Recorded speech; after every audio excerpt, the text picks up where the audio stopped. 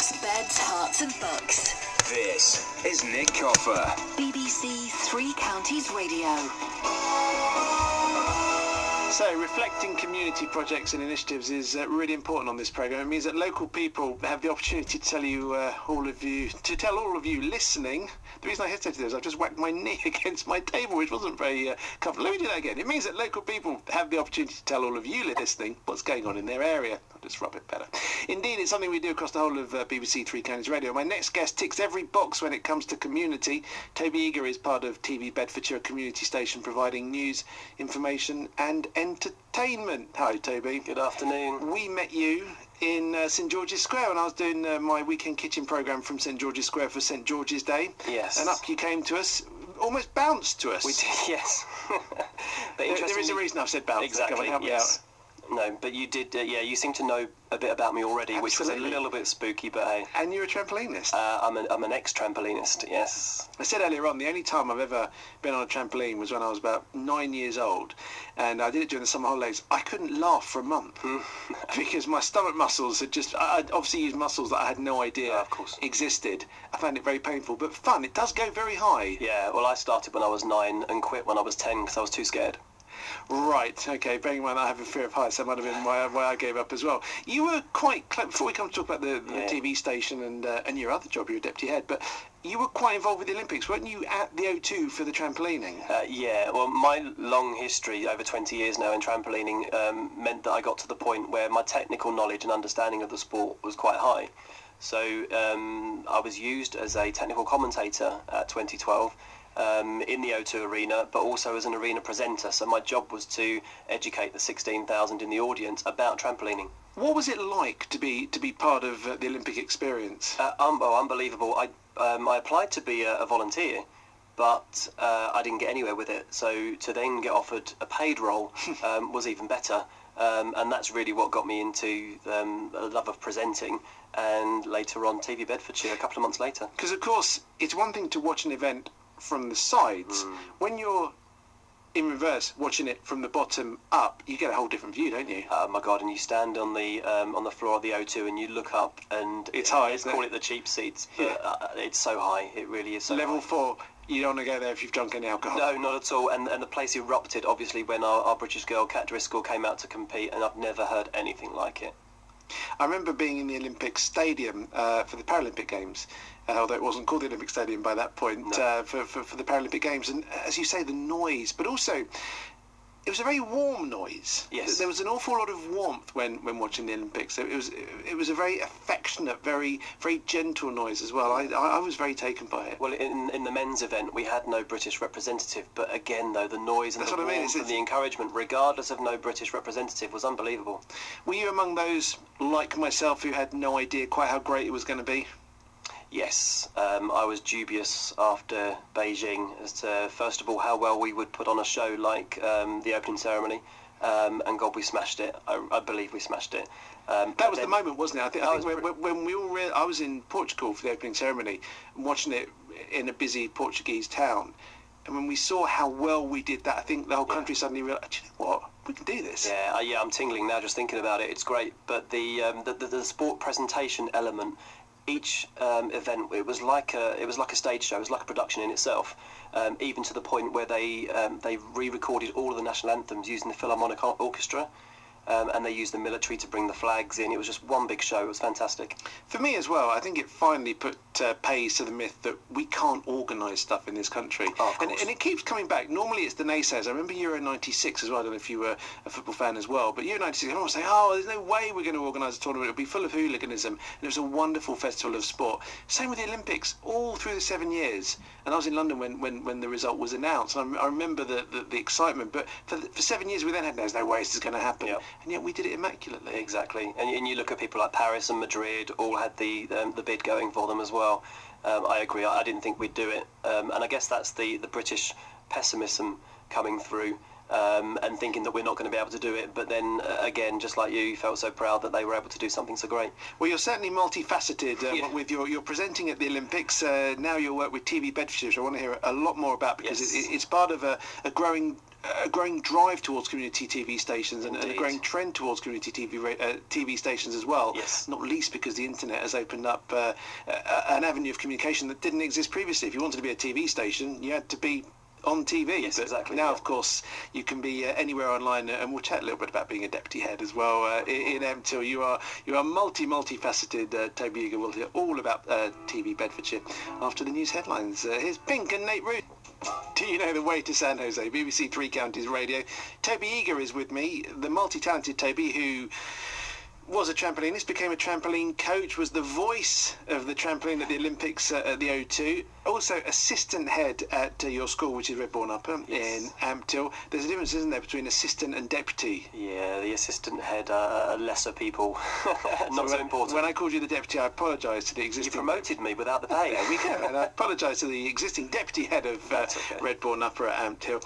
So, TV Bedfordshire, that's why we've got you in. How did that all come about? It's not your creation, but it's become your baby, hasn't it? Yeah, kind of. On the back of the work that I did at the Olympic Games, I was keen to get into some more presenting work. It's something I really enjoyed, and I went onto an auditions website and searched for presenting opportunities, and there was an ad there from a couple of guys called Kofi and Margaret, the kind of founders of TV Bedfordshire. Who are they? Presenters. Let's get an idea of what they're about. Kofi and Margaret, a couple of great guys, very passionate about TV, media, originally from Ghana, came over to the UK. Kofi's been in the UK for many years now, and has lots of fantastic equipment, lots of recording equipment, cameras and that sort of thing, built it up over time. They do some work and produce a Ghanaian kind of music TV channel from here, from the UK. And it was Margaret's idea really to kind of do the local TV type thing, and I got involved in November, having found them on this auditions website, went to meet them and loved what it was that they were standing for, and since then I've kind of taken the lead. What was it that they were standing for? Do you know, they were standing for bringing news, entertainment and raising the profile of people of Bedfordshire, and showing the diverse skills and talents that people have across Bedfordshire, and that was really what they wanted to do. So they would go out and film local events, and they'd get some presenters to do those sorts of things. They filmed the opening of the Inspire Sports Village in Luton, and they would post those up on the TV Bedfordshire website. But what we didn't have at the time, we didn't have programming, we didn't have series of programmes that we are starting to build now. We don't have a massive amount at the moment, but we are spending the next few months really building content. Talk to me in a broader sense about these community TV stations. I had the pleasure of meeting the Ampthill TV crew when we went to Ampthill for an outside broadcast. They're very much in fashion. Why is that? I think it's, I guess it's all in order to try and raise the profile of local communities. You know, you've got national TV, national news. You've got regional TV, regional news. But I guess if you do sit and watch regional news, maybe a percentage will cover Bedfordshire. Our remit really is to make sure that we bring news and information and events about the people of Bedfordshire to the people of Bedfordshire. So hopefully we could be the TV channel people turn on to find out everything about their local area. Specifically, yeah. Exactly. As we alluded to just before the news as well, this is all about the new platform. The internet's not new, but the new platform that the internet offers. Yes. Because you go back 5-10 years, if you wanted to be a TV station, you had to somehow get down a tube. Yes. and be in someone's television in their front room. Now, in order to broadcast, and we see this with video bloggers as well, this whole new world that YouTube offers, if you want to broadcast, you just in effect have to set up a website and make sure people know where to find it. Exactly, and the benefit there is that you become global almost immediately, because not even almost. You are immediately. Yeah. On the back of that, however, I know that Ofcom are offering local TV licences. They've just finished phase 1, and they gave 19 out of 21 local TV licences to towns across the UK. They've now gone into phase 2, and Bedford and Luton both have licences up for grabs, so we're hoping to work with other local people to try and apply for one of those.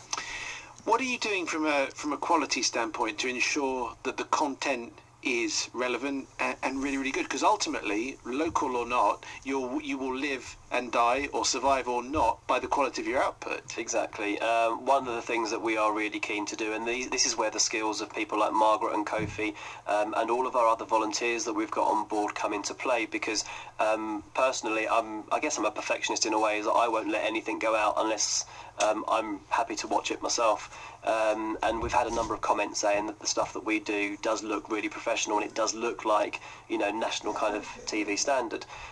In terms of the content, constantly on Twitter, at TV Bedfordshire, if you want to follow us, and lots of social networking on Facebook as well. And we're just trying to find people that have interesting stories to tell, and those that regional or national TV wouldn't touch. How will you survive financially? Is it advertising? Eventually. I mean, one of the things, because of the quality of what we do offer promotional videos and things like that, even wedding videography that we can do. So we're more than just a TV channel. I guess we're a media services business as well. So it is very early days. You know, really, we've officially been going since February this year. We've got a long way before we're actually making money, so we do rely on our own time and our own volunteers, hence why school holidays. I'm here promoting us and working every day filming. We're filming today. Will you ever leave your job for this? If I was to say yes now, my colleagues that are listening, the people that work for me that are listening, yes, they probably wouldn't be too happy. I'd like to think I can still do both, but without neglecting the quality. Yeah, exactly. But who knows what the future holds? Who knows what the future holds? What is the aim, though, in the future? What do you want TV Bedfordshire to become? Well, if we work with the local people and the other partners, and we are successful in the bid for an Ofcom licence, it means we get a Freeview channel.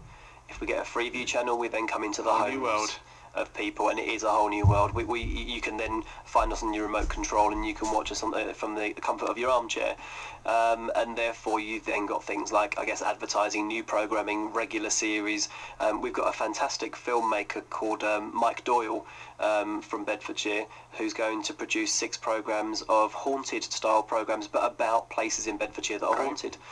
So you actually become a commissioning station as well as a broadcasting station? Yeah, we hope to work with the community. We're working with Bedford College, and we're working with other people in order to provide a platform for them to showcase their work.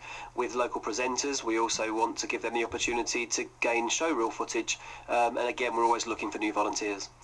So here's your opportunity. Yes. Obviously, you need a big step towards getting your TV licence will be Ofcom seeing that you have an established presence and that you're good. So you need people to come and watch your videos, come and watch your website, so you can offer the statistics to say, look, we've got X thousand people following us already. Yes. Why should my listeners come and watch your TV station? Here's your chance. Well, do you know something? We're building content at the moment. We started in February. It's not rapid progress because we rely on volunteers. So what we're doing for the community. We want to take TV out into the local community and show people what we do, and therefore we need your support. If you can find us on YouTube and just search TV Bedfordshire. We're on Facebook. You can like our page, TV Bedfordshire, or follow us on Twitter. Our website has an ongoing loop of stuff that we've done before. Yes, there's some repetition, but as we build more content, there'll be less repetition. And we hope to produce lots of different programs, cooking programs, history programs. You don't do cooking now.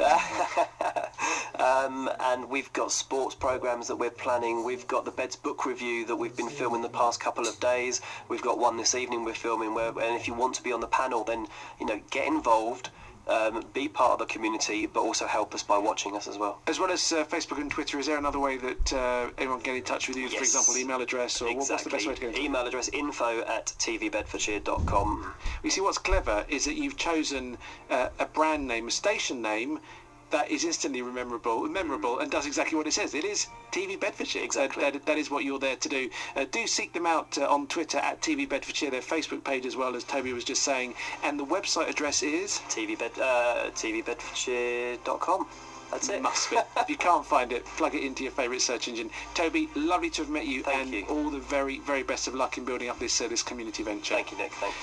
Very, very interesting stuff. Community television stations very much in vogue, and we've got one right in the heart of our patch here. TV Bedfordshire. Seek them out and give them the support they need. Here's Coldplay and Paradise. When she was just a girl. It's Just Give Me a Reason.